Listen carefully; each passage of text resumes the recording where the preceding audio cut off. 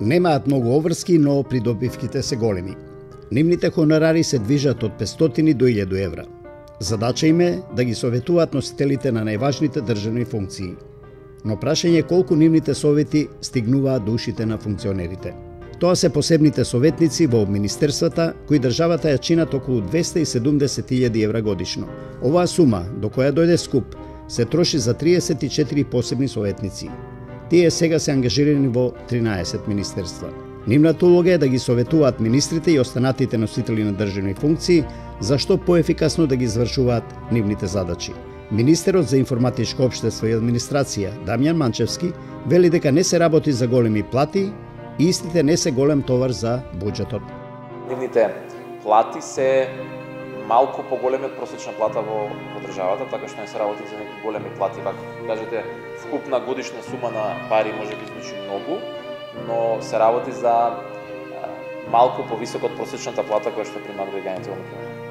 Но правниците велат дека при ангажирањето на посебните советници не се води сметка за нивната стручна подготвеност, туку најчесто станува збор за партиски војници. Во Законот за административни службеници, членот 27 дополнително ги опишува со звање нивоата во рамките на категориите на административните службеници, меѓу кои Б1 државен советник, Б1 советник, додека членот 22 од Законот за работни односи во јавниот сектор предвидува тројца посебни советници во кабинетот на министерот. Првите што идат согласно законот мора да положат, порано беа 4 испита, сега 3 испита мора да положат во зависност од стажот и која работна позиција ќе заземат и така натаму. Тие се фактички кариерни, се вработил таму и за постојано. А иначе овие се така примени, дали се партиски војници, дали навистина има потреба од нив, едноставно се го оптеретуваат буџетот на Македонија. Покрај месечните надоместоци, од министерствата месечно се издвојуваат и суми за телефонски трошоци. Патните трошоци во некои министерства се уредуваат според внатрешни правилници. Најмалку пари за телефонските трошоци се издвојуваат во Министерството за одбрана 350 денари, а најмногу во Министерството за здравство 1500 денари. Министерство за образование 1180 денари, Министерство за информатичко општество и администрација 1180 денари, Министерство за здравство 1500 денари, Министерство за правда 1200 денари, Министерство за одбрана 350 денари, Министерство за финансии 1500 денари. Покрај посебните советници на министрите, во секој министерство скоро 20% од вработените имаат звање советник. Од листите на вработени, објавени на веб страните на министерствата, пресметавме колку вкупно од нив имаат звање советници. Во просек, во секој министерство на 5 вработени има по еден советник.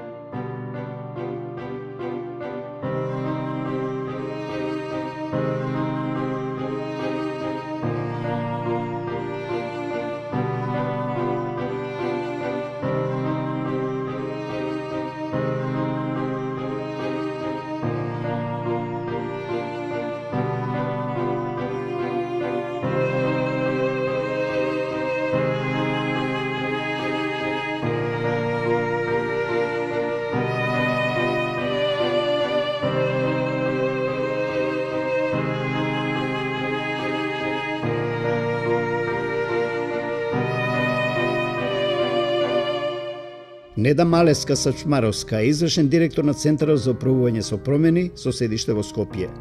Во последните години таа води проекти кои имаат за цел инсталирање на принципите за подобро владење во државната администрација.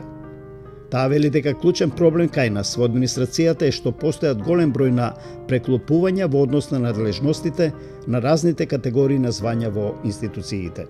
Имате една категорија на посебни советници, па имате државни советници, раководители на сектори и оделенија, и тука надлежностите се во многу голема мера помешани. Која има менаџмент улогата, која има раководната улога, која има советодавната улога, односно да ги советува политичарите за прашањата кои што се од нивен интерес.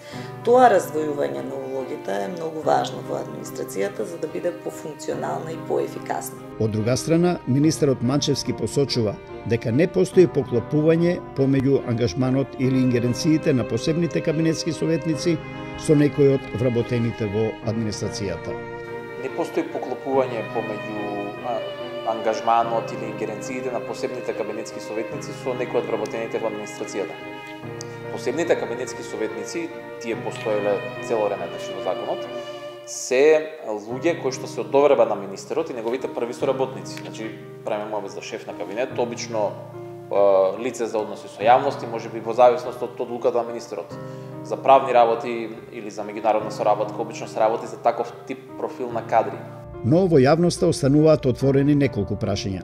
Колку и дали воопшто министрите и премиерот имаат потреба од посебни надворешни советници, а покрај толкуте редовно вработени советници?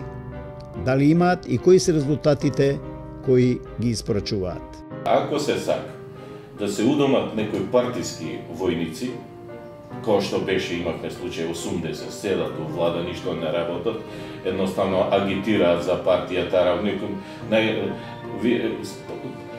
кој ќе има промена на власта, тоа ќе видите, например, наеднаш поранешната партија немаше ни еден вработен, кога беа сите беа советници. Сега ќе видите, сега ќе бидат у партијата вработени. Сегашната власт што е, па кај нив нема ни еден да биде вработен во партијата, бидејќи секој ќе едноставно ќе ги покриваат тие нивните работни места преку ете вакви советници, разноразни советници во разноразни органи, што би се рекло само да си има плата, да ги вршат партиските активници. На иста линија е и Малеска Сачмаровска од ЦУП. Таа вели дека најголем дел од вработувањата во јавниот сектор се должат на партиските вработувања. Семејните и пријателските врски се втор доминантен фактор за вработување во јавниот сектор. Компетенциите и квалитетот, односно квалификациите, кои што ги поседуваат вработените, вели таа, доаѓаат некаде на 4-то, односно на 5-то место. И не само истражувањата, туку и генерално состојбите во државата во минатото покажа дека влијанието на политичките партии во делот на вработувањата во јавната администрација е огромен. И дека заради таа причина во известна мерка и државата заврши со еден статус на заробена држава, каде што администрацијата работи во интерес на политичката партија, наместо да го штити и брани државниот интерес, и дека тоа е сериозен проблем. Повеќето од новоангажираните советници не се еминентни експерти во областите за кои се повикани на посебните советнички функции. Не се професори, не работат во институти, немаат објавени научни или барем експертски трудови за темите за кои ќе треба да ги советуваат премиерот и министрите. Оттаму и дилемите за мотивите за нивните ангажирања во државната администрација. Малеска Сачмаровска вели дека довербата во институциите веќе одамна е разнишена. Прашањето е сега како да се промени ваквото видување, како да се засили довербата, да се зајакне, а тоа е единствено можно преку воспоставување на објективни, јасни и транспарентни критериуми за вработување во јавниот сектор, не само на административните службеници, туку воопшто и на раководните позиции, значи на топ менеджментот на институциите, директорите на институциите.